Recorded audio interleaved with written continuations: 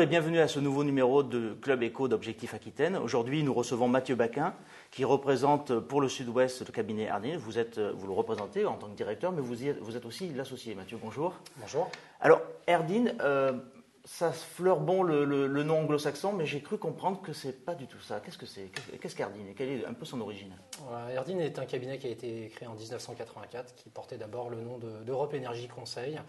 Et l'Ardine est une ancienne unité justement d'énergie. La racine d'Ardine, c'est ça? Exactement, tout à fait. Voilà. Mais donc aujourd'hui, si on s'intéresse maintenant au présent, Ardine est un cabinet conseil leader en innovation qui compte une vingtaine de salariés aujourd'hui, de consultants.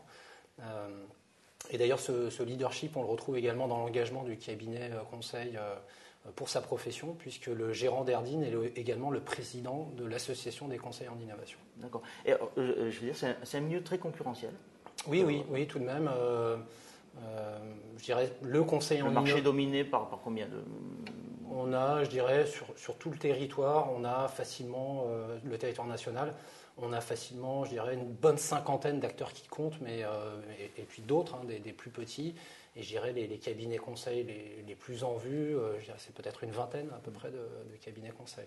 Une forte progression ces dernières années pour Ardine ou oui, vous êtes à périmètre constant depuis quelques... En 10 ans, on a triplé de taille et on a su résister à la crise ces dernières années. Et l'on repart de l'avant là en ce moment. On reprend notre croissance, notre marche en avant depuis le début de cette année. Qui sont vos clients ? Alors, je dirais, et qu'est-ce que vous leur apportez alors, pour faire très simple, finalement, tous nos clients sont des gens qui font de la R&D.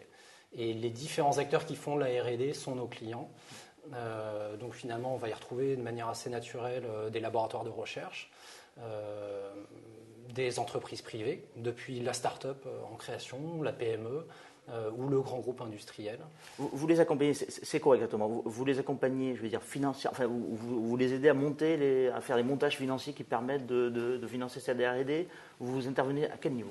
Non, on ne fait pas vraiment du conseil en financement. Je dirais, il y a une définition de l'ingénieur qui me plaît beaucoup, qui est celui qui transforme la science en technique. Notre rôle, c'est plutôt de permettre d'aller de la technique au business. D'accord. Alors, je dirais, on a plusieurs leviers pour ça. On a des prestations, je dirais, en termes de marketing. Là, on comprend bien, effectivement, marketing, mais ça va aussi se traduire par du licensing, de la valorisation de recherche, par exemple. Mais ça va être également trouver un marché, innover, c'est également trouver des solutions, des briques technologiques dont on ne dispose pas en interne. On est dans un monde de plus en plus complexe, même les plus grands groupes n'ont pas la capacité de maîtriser toutes les technologies.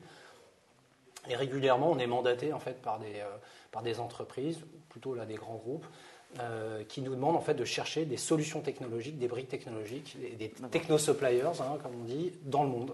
Donc, quand ils veulent externaliser une partie en tout cas, ou toute ou partie de leur R&D, ils font appel à un cabinet comme Ardine. Voilà, alors nous, on n'a pas de paillasse, on ne mène pas nous-mêmes en fait des travaux de recherche, mais je dirais on met de l'huile dans les rouages pour permettre justement à ce que la R&D donne de nouveaux produits, de nouveaux services et je dirais réalimente le chiffre d'affaires des entreprises.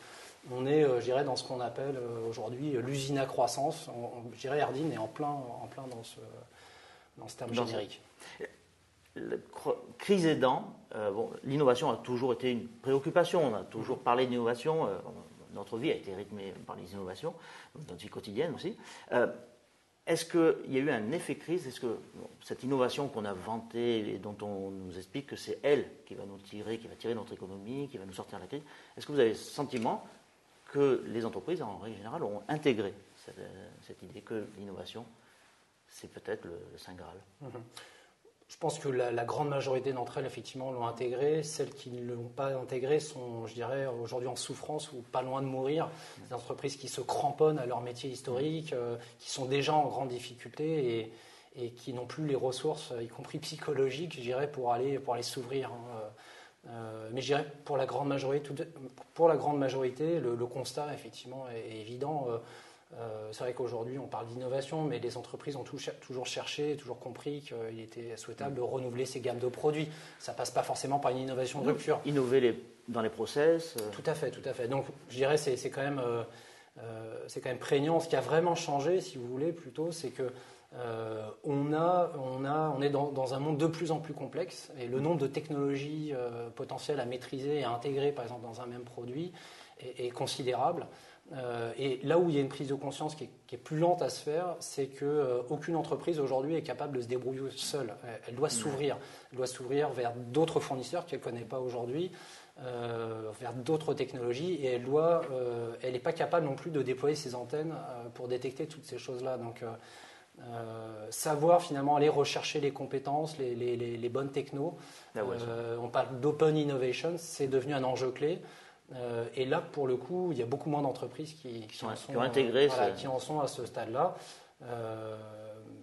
Et donc, Erdine, justement, aide les entreprises à faire cette franchir ce gap. Quelles sont les filières qui sont les plus demandeuses dans votre portefeuille de clients? Est-ce que, je pense ici, par exemple, à l'agroalimentaire, l'aérospatial bien sûr aussi, mais l'agroalimentaire, c'est un secteur très fort de notre région. Est-ce que ça fait partie est-ce que c'est le gros de votre clientèle? Alors, le secteur c'est un secteur que je connais personnellement très mal et qui n'est pas un secteur historiquement très important au sein d'Erdine. On touche des projets dans ce domaine-là, mais par d'autres biais, du type valorisation, par exemple, de déchets agricoles, pour de la méthanisation, pour des biocarburants, de l'agriculture de précision avec des technologies satellitaires, par exemple. Donc voilà, on va toucher, je dirais, l'agroalimentaire ou l'agriculture par des technologies ou des domaines connexes, mais pas l'agriculture en direct.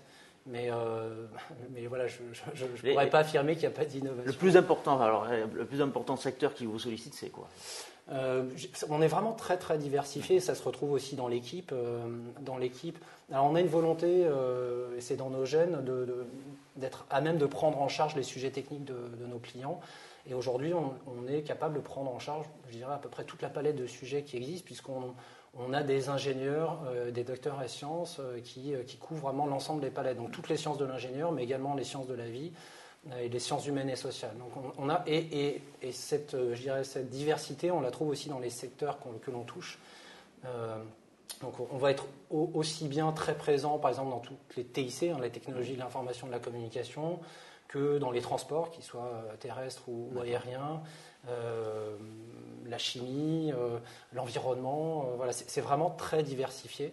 Je dirais, et c'est une des volontés d'ailleurs d'Erdine, c'est d'avoir cette couverture, je dirais, multisectorielle. Multisectorielle. Alors la couverture géographique, vous dirigez donc Erdine dans le sud-ouest. Comme je disais tout à l'heure, vous êtes associé au cabinet Erdine. Votre terrain de jeu, c'est quoi? C'est le grand sud-ouest ou c'est uniquement l'Aquitaine? Alors oui, donc notre sud-ouest est un grand sud-ouest. C'est combien de départements? Une bonne vingtaine? C'est 4 régions administratives en réalité, donc Aquitaine et Midi-Pyrénées naturellement, mais aussi Limousin et Poitou-Charentes. D'accord. Avant qu'on se quitte, j'aimerais vous soumettre une petite réflexion. C'est Edmund Phelps qui a été prix Nobel, j'avais pris mes petites notes, en 2006. Il a dit il n'y a pas très longtemps, au cours d'une interview, que en matière d'innovation, l'Occident s'était un petit peu arrêté depuis la fin des années 60. Alors, j'aimerais bien vous soumettre cette réflexion. Est-ce que vous partagez son analyse? Non, absolument pas. On est sur le terrain tous les jours accompagnés, je vous dis, des labos, des startups, des entreprises.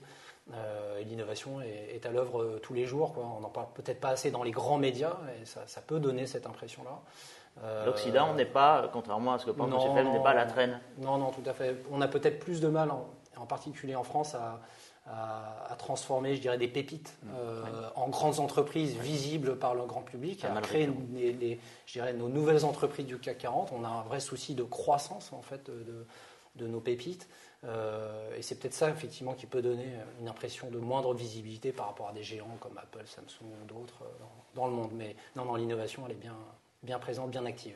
Mathieu Baquin, je vous remercie d'avoir participé à ce Club Éco d'Objectif Aquitaine. Et quant à vous, je vous donne rendez-vous à la prochaine édition. À bientôt. Merci à vous.